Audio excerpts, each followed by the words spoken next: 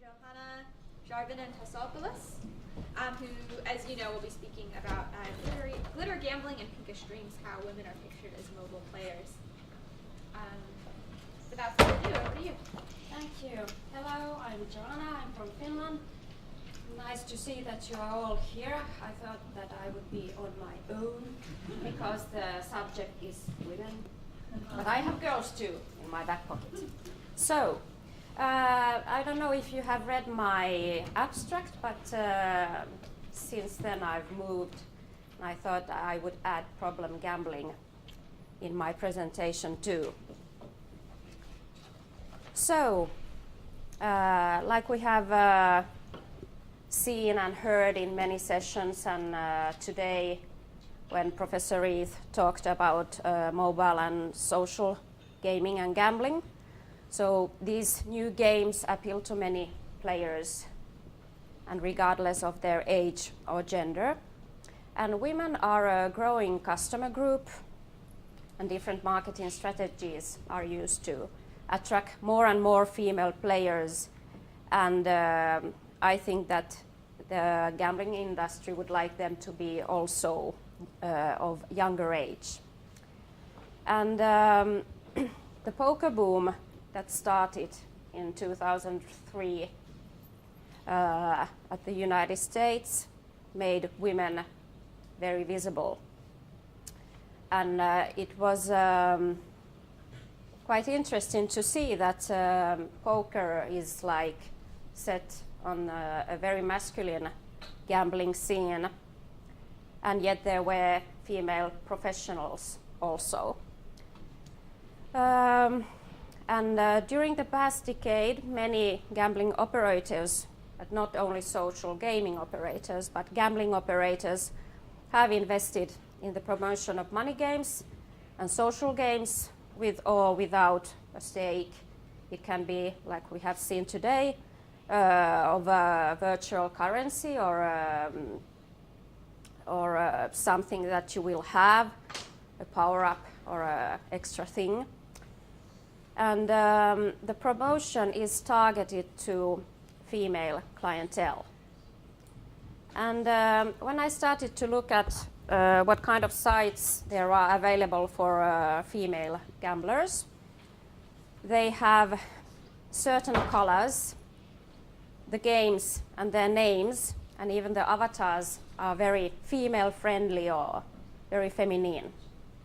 So there is glitter, there is pink, and there is stereotypes of women.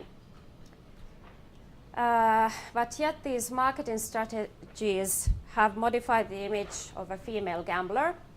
So no more the pathological female gambler that it used to be in psychology, who is cold and without any emotions, who is disturbed, let's say.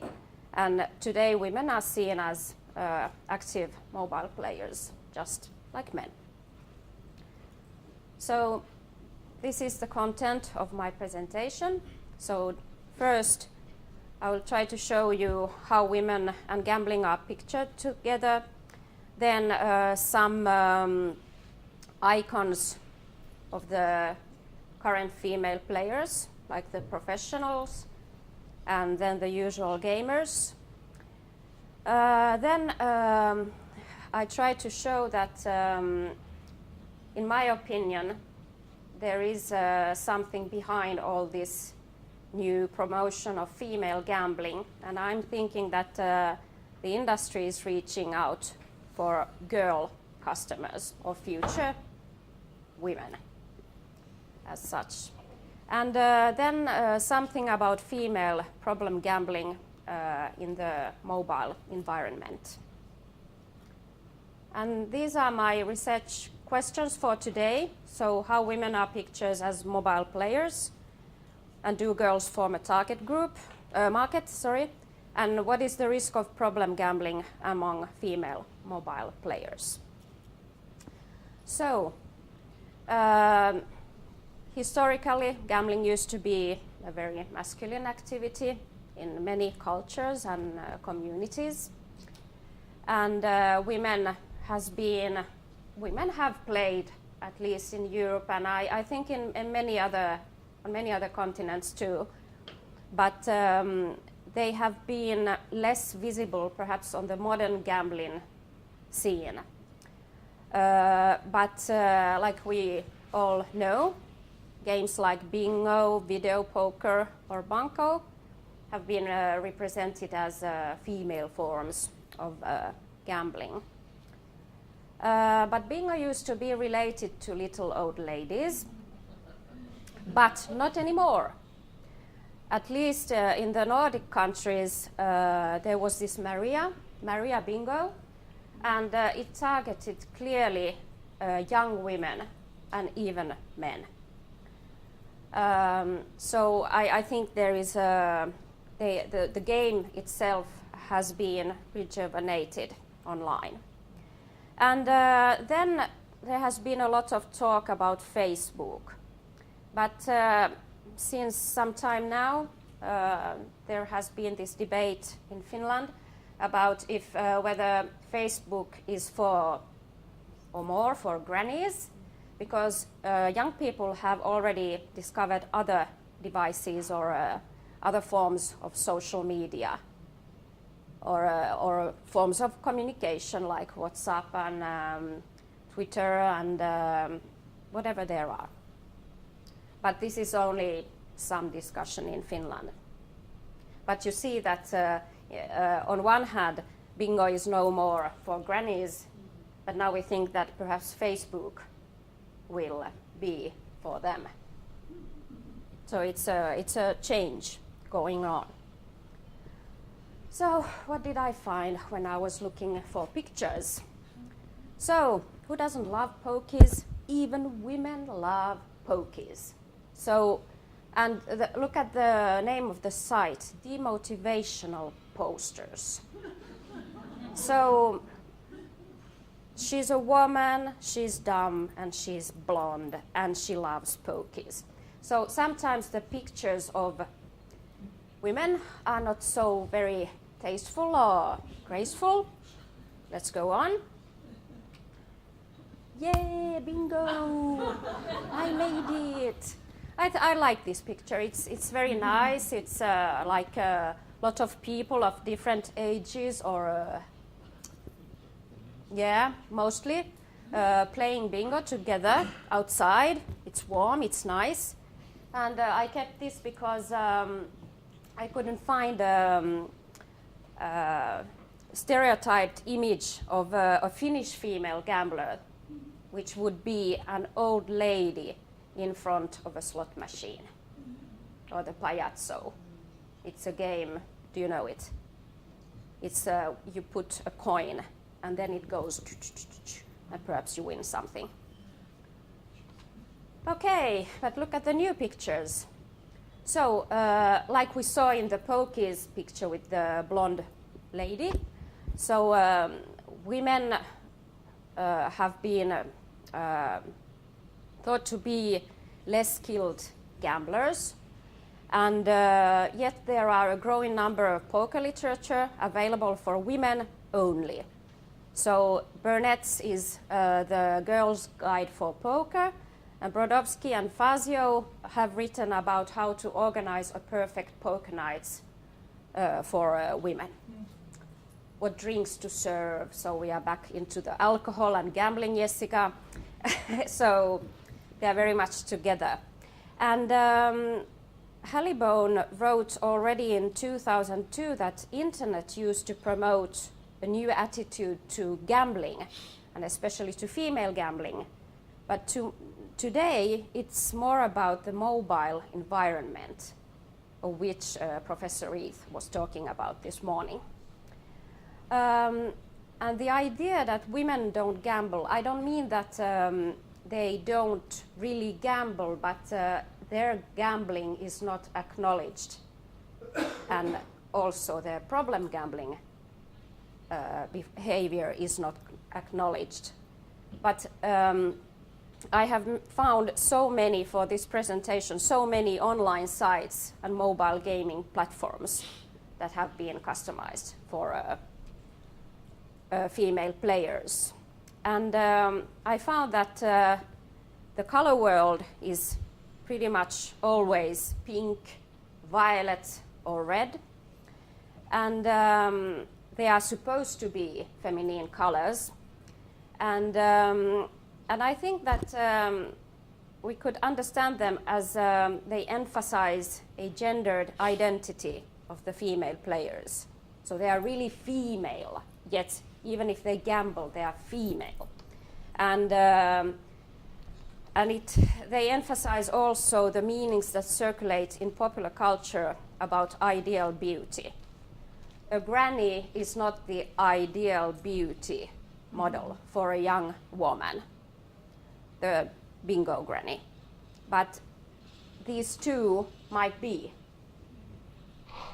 They are young, they are beautiful. She's really into the poker. She knows how to use her tablet. And she's still thinking, well, 10 pounds and it would make me 20. How lucky I am. I'll join now. So, but then there are girls and their games. When I started in 2007 in the gambling studies, I said that I would like to do research on women and gambling. It was like, yeah. Then I said, yes, and I would like to study girls gambling too. In that period, gambling was allowed for underage young people too. So if you were 15, you could play the slot machines and bet and so on. Now it's not anymore possible. But look at the colors. Are they the same like you just saw with women? And all the games, they are like up there. The girl, she's looking for the perfect romantic gift for Valentine's Day. Yay, I'm a girl. I have almost pink hair and have big eyes. I'm like the Bratz doll. And then, wow, I will have my perfect wedding.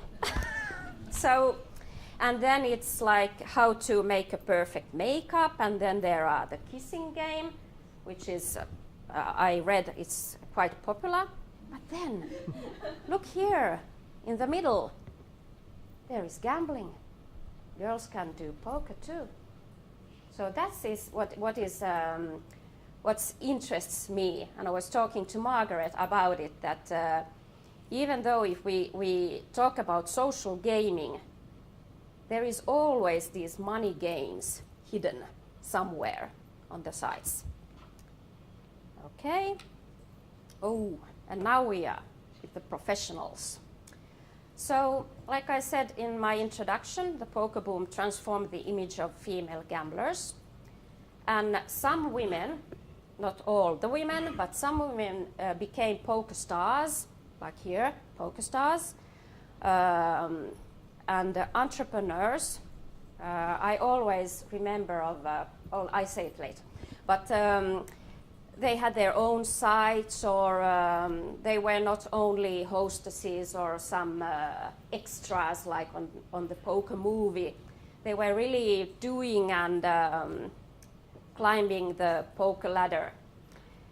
But there were also many celebrities that tried their luck in the poker business, and I always remember that when I was looking into that, it's or in poker, the poker boom, I discovered that Pamela Anderson-Lee was also in poker business, but she failed. So anyone could, it was such a boom that anyone could start a new industry or a new site or whatever the business form was. And then there were, of course, clubs and tournaments created only for female players. So like you see here, Women's Sunday, Women's Club. And like I said before, there is a growing literature that teaches women how to play poker and how to host a poker night. And again, Burnett tells women who wants to play poker that they should use their female assets, so cleavage, flirting, and that kind of things. And you would like to, you could think that what's that got to do with gambling? But it's, I think it's just a way to lure more women to try gambling. But perhaps real life gambling, poker playing, is like these two ladies in the middle. It's something fun, it's more realistic.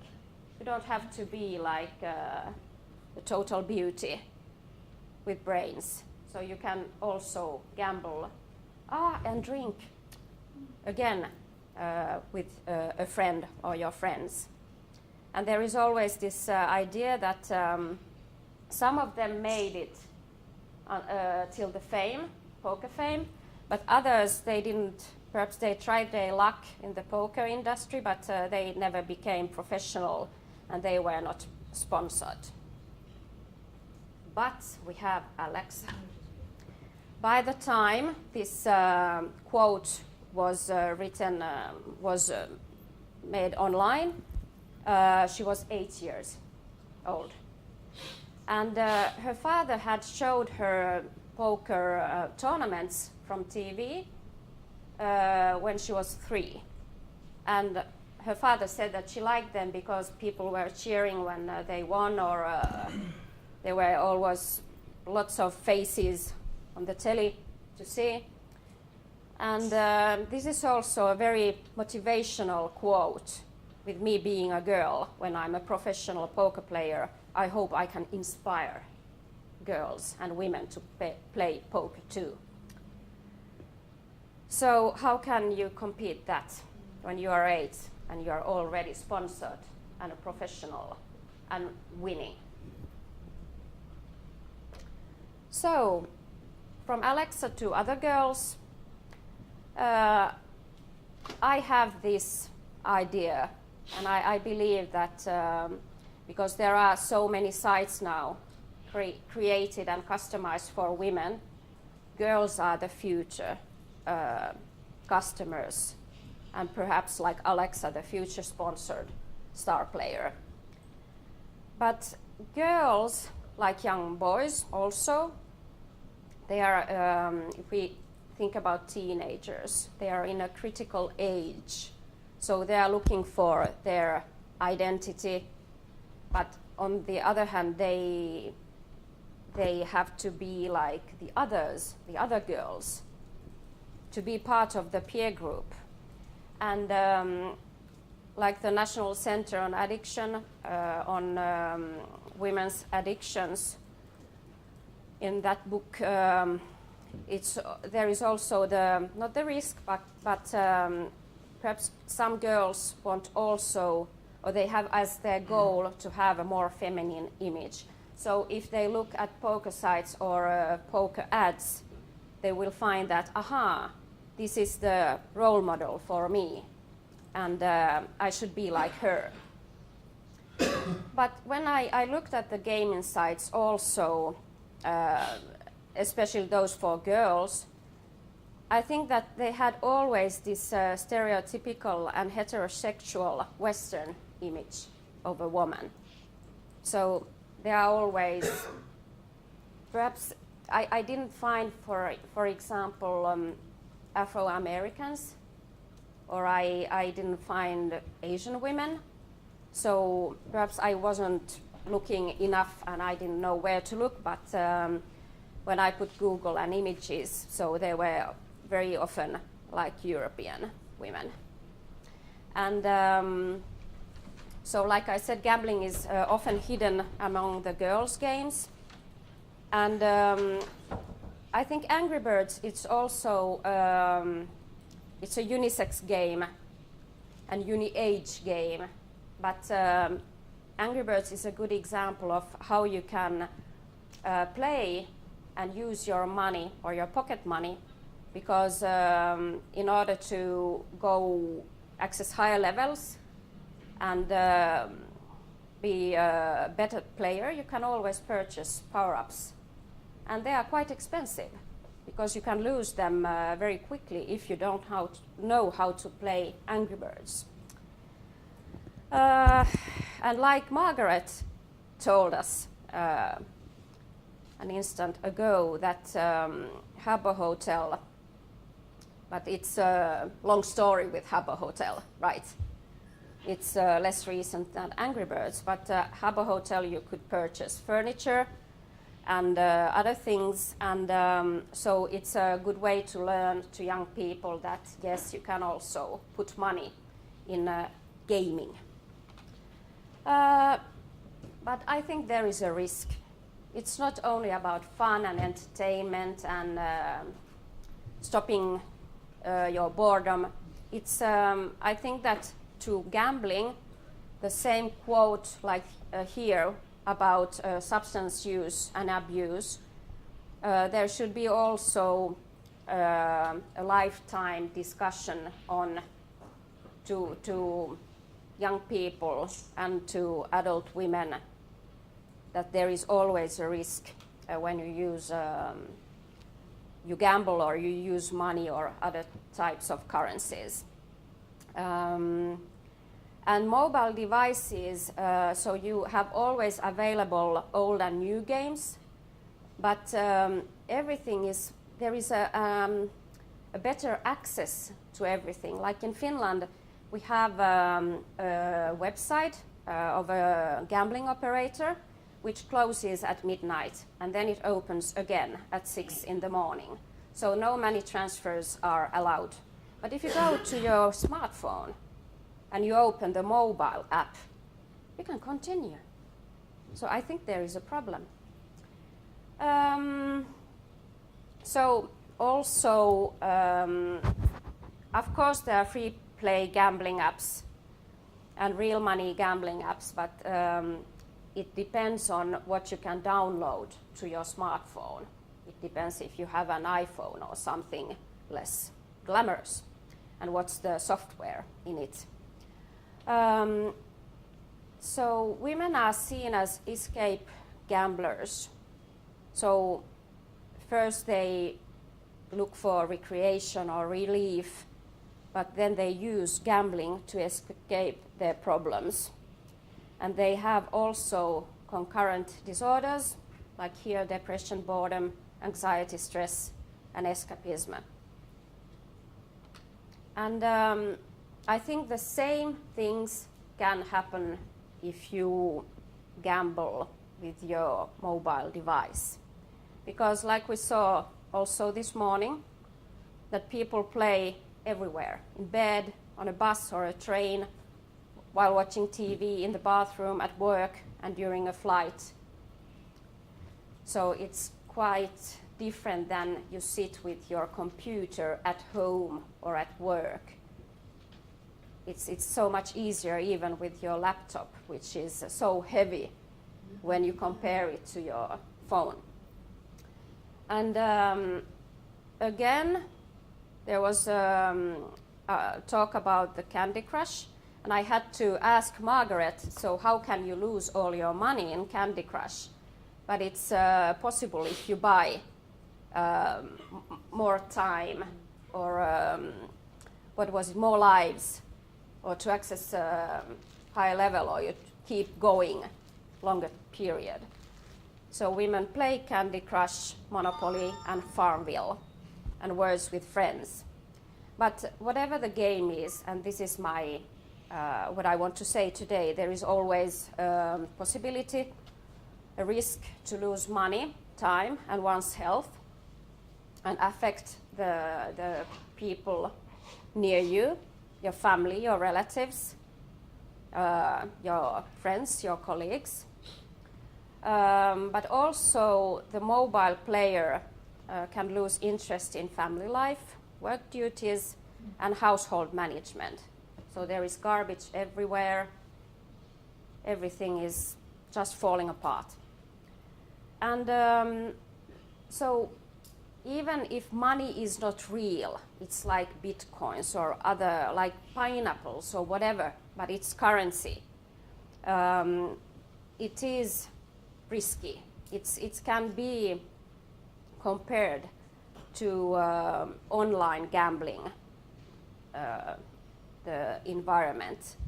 So there is the same risk. And if you look at the girls' sites, and that you can access them with your phone, there is no responsible gaming tools, okay, and then there is no even a hint of a responsible gambling policy. So I tried to show you very quickly that women represent different roles on the mobile gambling scene. Some of them are poker queens, others are social gamers, bingo girls, jackpot dreamers. And I think these are fictive pictures of women, female players or gamblers, and they understate the reality of a possible female problem gambler to whom this new mobile gambling or gaming has ceased to mean fun, entertainment and relaxation. And for some women, like I've read about Candy Crush, so they can experience gambling problems in a very short period of time. And I think also that it looks like the mobile gaming industry relies on the idea of emphasized femininity, which refers to the interests and desires of men, but also to Western stereotypes of white girls and women. So imagine when you put these sites and your daughters or your girls look at these professional women who play poker. So I think there is like a distortion of model or a role model, a feminine role model, and it can cause trouble too. And I don't know if you see, but you can buy a t-shirt and there is this image, real women play poker. So perhaps this is like a statement of emancipation, but it's only an ad. And then there is the social pressure among girls. Girls need to be online or in the mobile world to know about the latest games, and they need to have the right phones to get the right apps. So I think this mobile gaming industry should start very quickly to find to create responsibility policy. And there are a lot of women. I've read so many messages sent to an online discussion forum written by women who are like single parents, or they are unemployed, or they have other addictions or mental health problems. So they are the most vulnerable female mobile players too. So more research is needed. Thank you.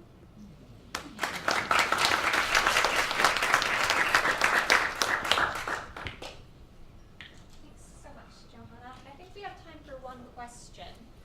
Is there a question? Well, thank you for a very great presentation, interesting. I wonder a little bit about, because you talked about these very stereotyped sites and they are pink and everything.